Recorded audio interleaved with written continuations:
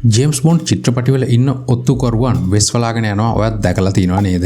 හැබැයි සැබෑ ලෝකේ ඉන්න සුපිරිම ඔත්තුකරුවන් Tamanගේ මෙහෙයුම් හංග ගන්න කරන්නේ ඊට වඩා හාත්පසින් වෙනස් දෙයක්. එයාලා Tamanගේ රහස් සංගව ගන්න මහා පරිමාණ ව්‍යාපාර, සමාජ ව්‍යාපාර සහ සම්පූර්ණයෙන් ක්‍රියාත්මක වන සුඛෝභෝගී සංචාරක හෝටල් පවා නිර්මාණය කරනවා. අද අපි බලන්න යන්නේ චිත්‍රපටයකටත් වඩා පුදුම හිතන විදියට ලෝකේ බලවත්ම ඔත්තු සේවාවන් එයාලගේ රහස් හංගගෙන වැඩ කරපු අදාහගත නොහැකි ක්‍රම 10ක් ගැනයි. එහෙමනම් වෙනද වගේම අදත් අපි සූදානම් වෙමු විශ්මිත ලෝකයේ තවත් එක් ගවේෂණයක් වෙනුවෙන්.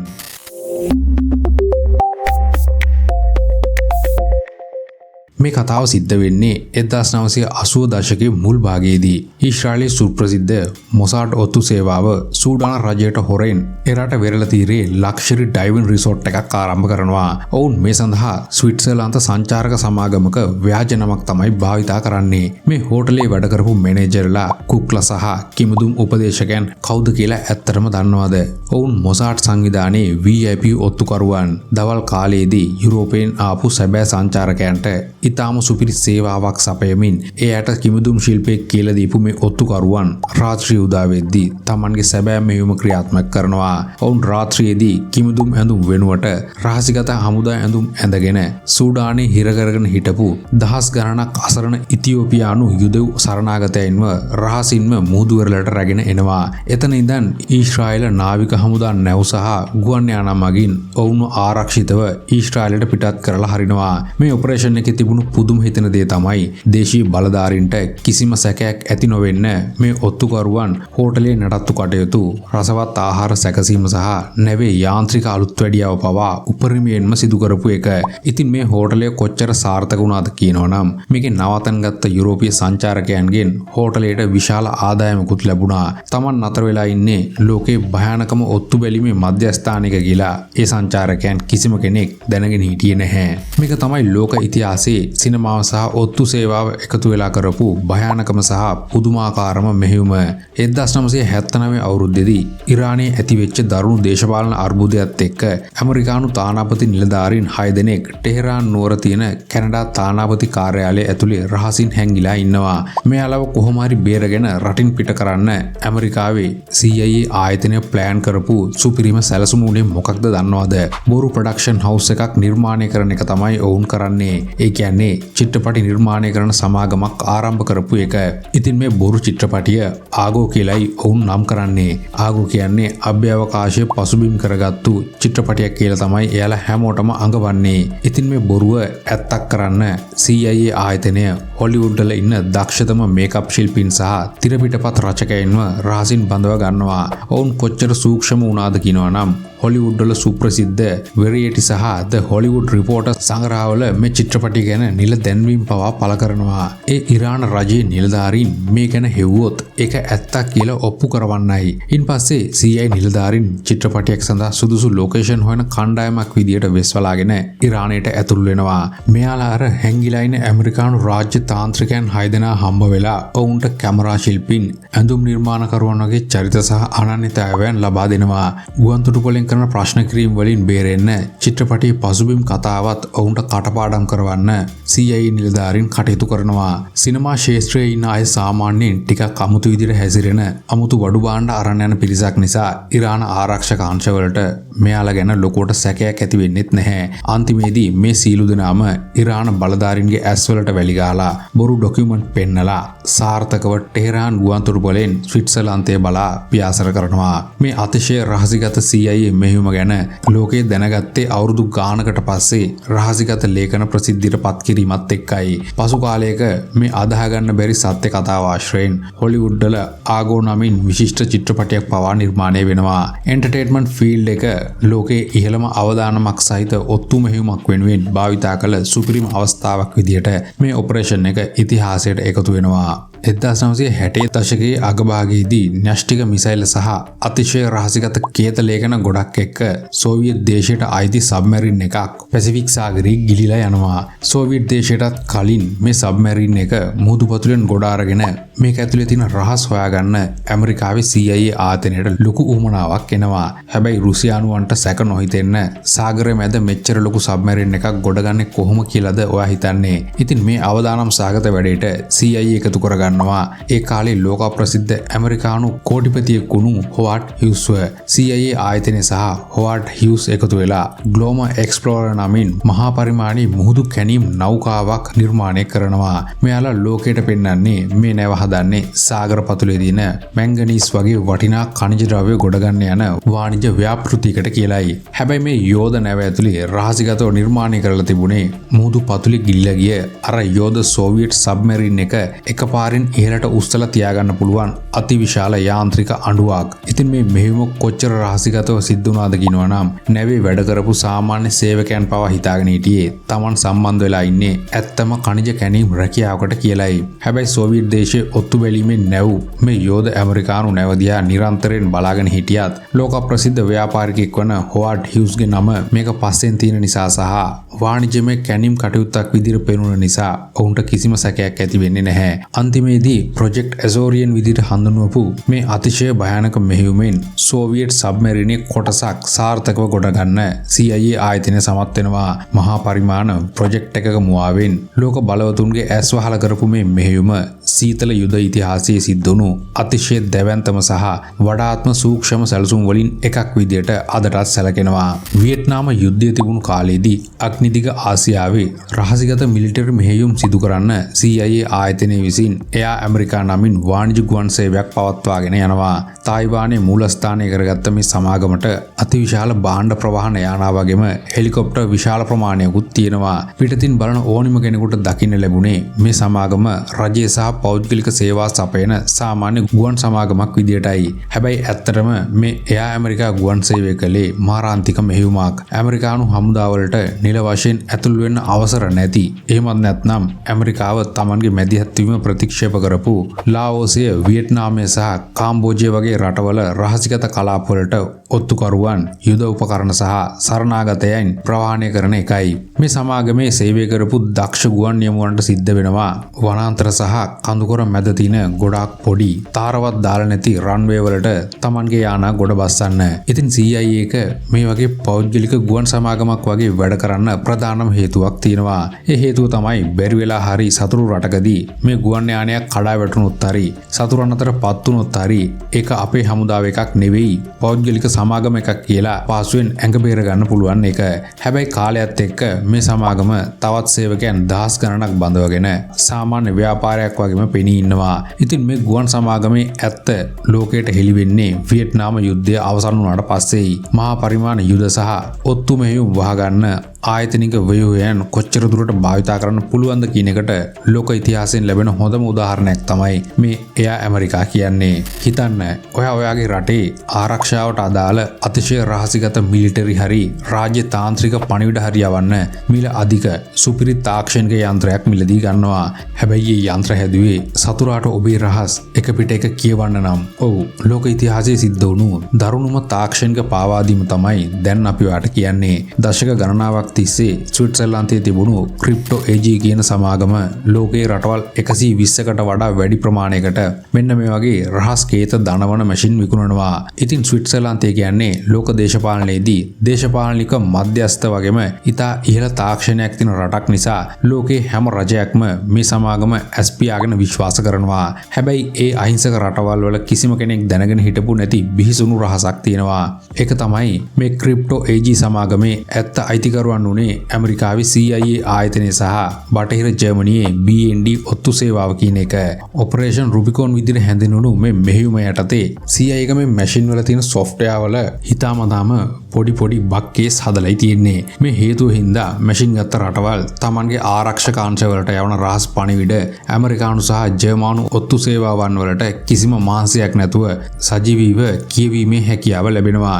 ඉතින් ওই රහස් උගුල හින්දා දශක කිහිපයක් තිස්සේ ලෝකයේ සිද්ධ වුණු විවිධ යුද්ධ, දේශපාලන කුමන්ත්‍රණ, රාජ්‍ය තාන්ත්‍රික සාකච්ඡා පිළිබඳ සියලුම තොරතුරු ඇමරිකාව කලින්ම දැනගෙන ඉන්නවා. Taman සතුරන්ගෙන් රහස් සංගවන්න පාවිච්චි කරපු සිස්ටම් එකෙන්මයි Tamanගේ රහස් සතුරු අතරපත් උනේ කියලා මේ එක රටක්වත් දැනගත්තේ නැහැ. හැබැයි මේ අදා ගන්න බැරි මහා පාවාදීමේ සිද්ධියේ සම්පූර්ණ විස්තර ලෝකයට හෙළි වෙන්නේ 2020 අවුරුද්දේදී සිදු කරපු ගවේෂණාත්මක මාධ්‍ය වාර්තාකරණයකින් පස්සෙයි. ටෙක්නිකල් ඉන්ඩස්ට්‍රි එක Tamanගේ අතට ගැනීම හරහා වෙනත් රටක ස්වෛරී භාවයට සහ ජාත්‍යන්තර විශ්වාසයට කොයිතරම් දරුණු මාරාන්තික ප්‍රහාරයක් එල්ල කරන්න පුළුවන්ද කියන එකට ලෝක ඉතිහාසයේ තියෙන හොඳම උදාහරණය තමයි මේ ස්විස් කේත උගුල.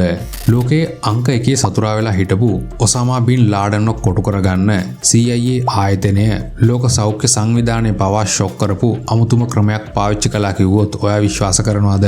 ඔව්, CIA එක බින් ලාඩන් ඉන්නවා කියලා සැක කරපු පාකිස්තානයේ ඇබොටාබාද් ප්‍රදේශයේ ෆේක් හෙපටයිටිස් B එන්නත් කරන වැඩසටහනක් ආරම්භ කරනවා. මේ වැඩේට ඔවුන් ප්‍රදේශයේ දේශීය වෛද්‍යවරයෙක්ව රහසින් බඳව ගන්නවා. හැබැයි මෙහෙයුමේ නියම අරමුණ වෙන්නේ මිනිසුන්ට ලෙඩ වලින් බේරෙන්න එන්නත් දෙන එක නෙවෙයි. අර සැක කටයුතු නිවසේ ඉන්න අයගේ DNA සාම්පල් ලබාගෙන ඔවුන් බින් ලාඩන්ගේ පවුලේ අයට සම්බන්ධ අයද කියලා රසායනාගාර පරීක්ෂණ මගින් තහවුරු කරගන්න එකයි. මහජන සෞඛ්‍ය වැඩසටහනක් මුවාවෙන් ආපු නිසා මේ වෛද්‍ය කණ්ඩායම් වලට කිසිම බලහත්කාරකමකින් තොරව කාටවත් සැකයක් ඇති නොවන විදියට බින් ලාඩන් හැංගිලා හිටපු නිවස ආසන්නයටම යන්න පුළුවන් වෙනවා. ඒ වගේම මේ මිනිස්සුත් Tamanට අත්‍යවශ්‍ය එන්නතක් නොමිලේ ලැබෙන නිසා වැඩසටහනේ ඉන්න වෛද්‍යවරුන්ව විශ්වාස කරලා බෙහෙත් විඳ ගන්නවා. කොහොමරි මේ මෙහෙයුමෙන් බින් ලාඩන් ඉන්න ස්ථානය නිවැරදිව තහවුරු කරගන්න ඇමරිකානු විශේෂ බලකාය පසුදිනම රහසිගත රාත්‍රී වැටලීමක් කරලා බින් ලාඩන්ව ඝාතනය කරනවා. හැබැයි බින් ලාඩන්ගේ මරණයෙන් පස්සේ මේ CIA ව්‍යාජ එන්නත් කතාව ලෝකයට හෙළි වෙනවා. මේ එක්කම ලොකු අර්බුදයක් නිර්මාණය වෙන්නත් ගන්නවා. ජාත්‍යන්තර සෞඛ්‍ය සංවිධානය මෙතනදී කියනවා ඔත්තු බැලීමේ වැඩ වෙනුවෙන් වෛද්‍ය වැඩසටහන් අවභාවිතා කිරීම හින්දා සාමාන්‍ය ජනතාව වෛද්‍යවරුන් සහ එන්නත් ගැන තියෙන විශ්වාසය සම්පූර්ණයෙන් කඩා වැටුණා කියලා. විශේෂයෙන්ම පාකිස්තානයේ වගේ රටවල මිනිසුන් පොලියෝ රෝගයට ගන්න එන්නත ගන්න එක පවා නවත්වලා දානවා. මේ කරන්නේත් ඇමරිකාවේ ඔත්තු බැලීමේ උපක්‍රමයක් කියලා හිතලා. ලෝකයේ ඉහළම ඉලක්කයක් විනාශ කරලා දාන්න මේ මෙහෙයුම සමත් වුණත් මානුෂීය සහ සෞඛ්‍ය වැඩසටහන් ඔත්තු සේවාවන් වලට මුවා වෙලා භාවිතා කළාම එයින් ඇතිවන බරපතල සදාචාරාත්මක අනතුරු ගැන ලෝක ඉතිහාසයේ ලියවුණු අඳුරතුම පිටුවක් තමයි මේ ෆේක් වැක්සින් මිෂන් එක. ලෝකයේ උසම කන්ද වන හිමාල කන්ද තරණය කරන්න යන කඳුනගින්නන් සහ විද්‍යාඥයන් පසුපස ලෝකයේ බලවත්ම ඔත්තු සේවාවල බිහිසුණු රහස් සැඟවිලා තිබුණා කිව්වොත් ඔයා පුදුම වෙයි. 20 වෙනි සියවසේ මැද භාගයේදී ඇමරිකාවේ CIA ආයතනය සහ බ්‍රිතාන්‍ය ඔත්තු සේවා එකතු වෙලා හිමාල කන්දේ අතිශයින් රහසිගත ඔත්තු බැලීම් ගොඩාක් සිදු කරනවා. හැබැයි එයාලා ලෝකයට පෙන්නුවේ මේ අය යන්නේ හිමාලයේ සිතියම් අදින සහ අධික උසකදී මිනිස් සිරුරට සිදුවන බලපෑම් ගැන විද්‍යාත්මක පරීක්ෂණ කරන්න යන කණ්ඩායම් කියලායි. නමුත් මෙයාලගේ ඇත්ත ඉලක්කය වෙන්නේ ඉන්දියාව සහ චීනය අතරේ පවතින දේශ සීමා කලාපවල සිදුවන දේ රහසින් නිරීක්ෂණය කිරීමයි. මේ අතරින් සිද්ධ වුණු අමුතුම සහ භයානක මෙහෙයුම CIA ආයතනය සහ ඉන්දියානු ඔත්තු සේවාව එකතු වෙලා කරනවා. ඒක තමයි චීනයේ සිද්ධ වන රහසිගත න්‍යෂ්ටික පරීක්ෂණ සහ මිසයිල දියත් කිරීම ගැන වායුගෝලීය දත්ත හරහා ඔත්තු බලන එක. මේ වෙනුවෙන් ඔවුන් හිමාලයේ උසින් දෙවනියට තියෙන නන්දා වේව් කියන කන්ද උඩ අතිශයින් බලවත් න්‍යෂ්ටික බලෙන් ක්‍රියා කරන සංවේදක උපකරණයක් සවි කරන්න සැලසුම් කරනවා. කඳු නගින්නන් විදියට වෙස්වලාගත්ත ඔත්තුකරුවන් සෙට් එකක් න්‍යෂ්ටික උපකරණ කරේ තියාගෙන කන්ද උඩටම අරගෙන යනවා. හැබැයි ඔවුන් මේ උපකරණය කන්ද උඩ සවි කරන්න සූදානම් වෙද්දිම හිමාලයේ කන්ද මුදුනට හිමකුණාටුවක් කඩා වැටෙනවා. ඉතින් මුලින්ම Tamanගේ ජීවිතය බේර ගන්න ඕන නිසා මේ ඔත්තු කණ්ඩායම උපකරණ සවි කරන්න කලින් කන්ද උඩම දාලා පැනලා යනවා. ඉතින් කුණාටුව ඉවර වෙලා ආයිත් ඇවිත් ඒ උපකරණ සවි කරන්න බැලුවත් හිම සහ ග්ලැසියර් අතරේ ඒ උපකරණ අතුරුදහන් වෙලා තියෙනවා. අද වෙනතුරුත් ඒ උපකරණ සොයාගන්න ලැබෙන්නේ නැහැ. මේ සිද්ධියේ තියෙන බිහිසුණුම දේ තමයි විදුලිය නිපදවීම වෙනුවෙන් ප්ලූටෝනියම් අඩංගු ජෙනරේටරයක් තිබුණ එක. බැරි වෙලා හරි හිම දිය වෙලා ගිහින් ගංගාවලට එකතු වුණොත් මහා පරිසර විනාශයක් සිදුවීමේ අවදානමක් අදටත් තියෙනවා. විද්‍යාත්මක පර්යේෂණ සහ ගවේෂණයන් දේශපාලන ඔත්තු බැලීම් සඳහා කොතරම් දුරට අවභාවිතා කරන්න පුළුවන්ද සහ ස්වභාව ධර්මයට ඉන් සිදුවන බලපෑම කොයිතරම්ද කියලා දනවන්න පුළුවන් මෙහෙයුමක් තමයි මේ හිමාල කන්ද උඩ අදටත් හැංගිලා තියෙන්නේ. ආගමික සේවයේ මුවාවෙන් ලෝකයේ කිසිම කෙනෙකුට ඇතුල් වෙන්න බැරි වුණු සෝවියට් දේශයේ යකඩ තිරේ ඇතුලින් ගිය වතිකානුවේ රහස් පූජකවරුන් ගැන ඔයා අහලා තියෙනවද? සීතල යුද කාලේ වතිකානුව විසින් රෂිකම් කියන නමෙන් විශේෂ ආයතනයක් පවත්වාගෙන යනවා. මේ ආයතනය ලෝකෙට පෙන්වන්නේ තමන් කරන්නේ රුසියානු භාෂාව කතා කරන කලාපවල ආගමික කටයුතු කරන පූජකවරුන්ව පුහුණු කිරීම කියලයි. හැබැයි මේ ශුද්ධ වූ ආගමික මෙහෙයුම පස්සෙන් බටහිර ලෝකේ පවා නොදන්න මහා තොරතුරු ජාලයක් ක්‍රියාත්මක වෙනවා. කොමියුනිස්ට් පාලනය නිසා විදේශීය තානාපතිවරුන්ට හරි මාධ්‍යවේදීන්ට හරි සෝවියට් දේශයේ ඇතැම් ප්‍රදේශවලට ඇතුල් වෙන එක සම්පූර්ණයෙන් තහනම් කරලායි තියෙන්නේ. හැබැයි ආගමික කටයුතු මුවාවෙන් එන මේ වතිකානු පූජකවරුන්ට ඒ හැම තැනකටම යන්න නිදහස ලැබෙනවා. ඔවුන් සාමාන්‍ය ජනතාව අතරට ගිහින් රටේ පවතින සැබෑ සමාජ තත්ත්වය, සිදුවන ආගමික මර්ධනයන් සහ රුසියාව ඇතුලේ දේශපාලන තත්ත්වයන් ගොඩාක් හොඳින් නිරීක්ෂණය කරනවා. මේ ආගමික මෙහෙයුම දේශපාලන හරි මිලිටරි මෙහෙයුමක් හරි වගේ බැලු බැල්මට පෙනෙන්නේ නැති නිසා සෝවියට් රජයට මෙයාලව ලේසියෙන් සැක කරන්න ලැබෙන්නේ නැහැ. ඉතින් මේ පූජකවරුන් රහසින් එකතු කරගත්ත අතිශය සංවේදී තොරතුරු පසු කාලවලදී බටහිර රටවල ජනතාව අතරට වගේම රහසිගත මාර්ග හරහා ඇමරිකාවේ සහ බටහිර රටවල ප්‍රධාන ඔත්තු සේවාවන් වලට ගිහින් තිනවා කියලා ඉතිහාසඥයින් සාක්ෂි සහිතව පෙන්වලා දෙනවා. මේක වතිකානුව විසින් සංවිධානාත්මකව මෙහෙයවපු නිල ඔත්තු සේවාවක්ද නැද්ද කියලා අදට තියෙන්නේ විශාල ප්‍රශ්නයක්. හැබැයි දෙවියන්ගේ නාමයෙන් සිද්ධ වුණු ආගමික මෙහෙයුමක් ලෝක බලවතුන්ගේ සීතල යුද්ධයේ ප්‍රබලතම තොරතුරු මූලාශ්‍රයක් බවට පත්ුනේ කොහොමද කියලා නම් හිතා ගන්නත් අමාරුයි.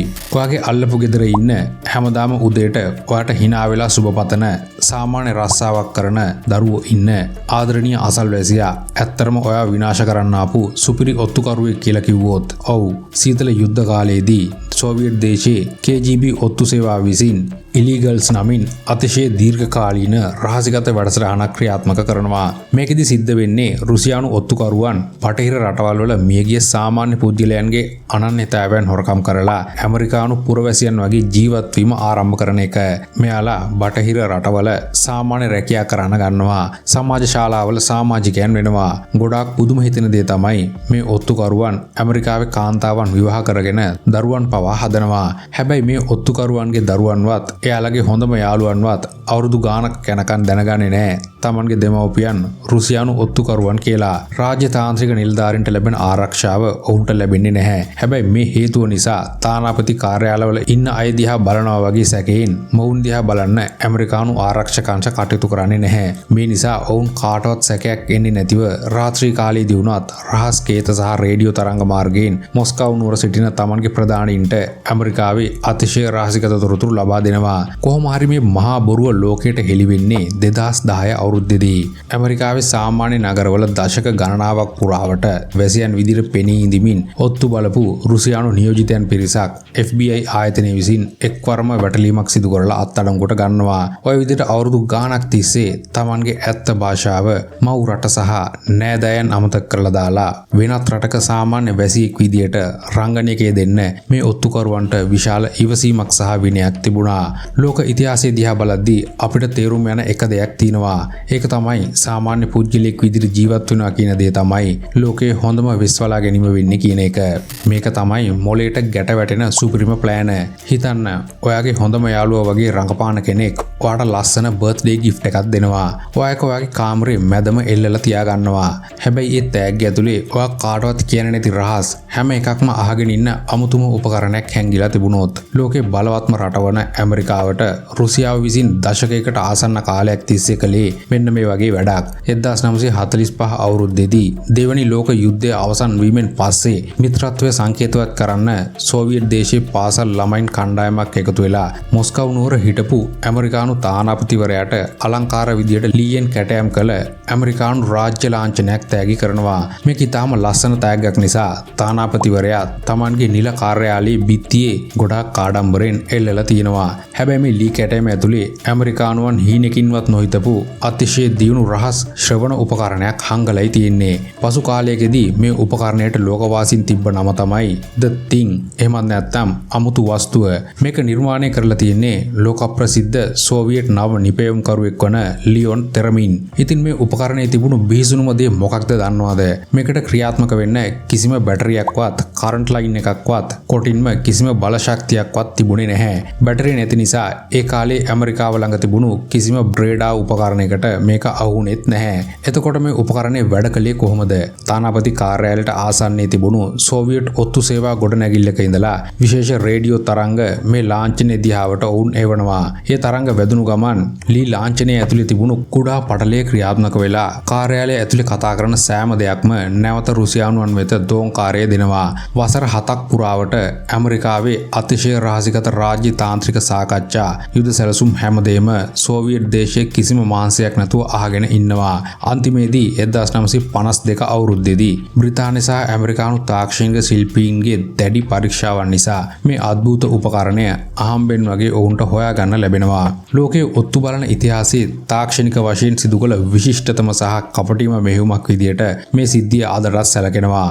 රාජ්‍ය තාන්ත්‍රික ගෞරවය සහ මිත්‍රත්වය පෙන්වන ලාංඡනයක් Tamanගේම සතුරාගේ ඔත්තු බලන ටූල් එකක් බවට පත් කරගන්න පුළුවන් බව සෝවියට් දේශය මේ මෙහෙයුමෙන් මුළු ලෝකයටම ඔප්පු කරලා පෙන්වුවා. ඇත්තටම සමහර ඔත්තු මෙහෙයුම් දිහා බලද්දී අපිට හිතෙන්නේ මේ සිදුවීම් සැබෑ ලෝකයේ සිනමාවටත් වඩා පුදුමාකාර දේවල් කියලායි. ඉතින් මේ වගේ ඔයාලට ලේසියෙන් දැනගන්න ලැබෙන්නේ නැති අභිරහස් ගවේෂණ සහ තොරතුරු ගැන දිගටම දැනගන්න විශ්මිත ලෝව අපේ channel එක subscribe කරන්න. bell icon එකත් click කරන්න අමතක කරන්න එපා. ඒ වගේම මේ ඔත්තු සේවාවන් වල සිදුවීම් වලට සමාන සිදුවීම් සහිත චිත්‍රපටි ගැන ඔයා දන්නවා නම් හැමෝටම දැනගන්න පහලින් comment කරන්න. එහෙමනම් මම ඔබේ හිතවතා අදට ඔබෙන් සමුගන්නවා. ඊළඟ වීඩියෝවෙන් ඉක්මනට හමු වෙමු.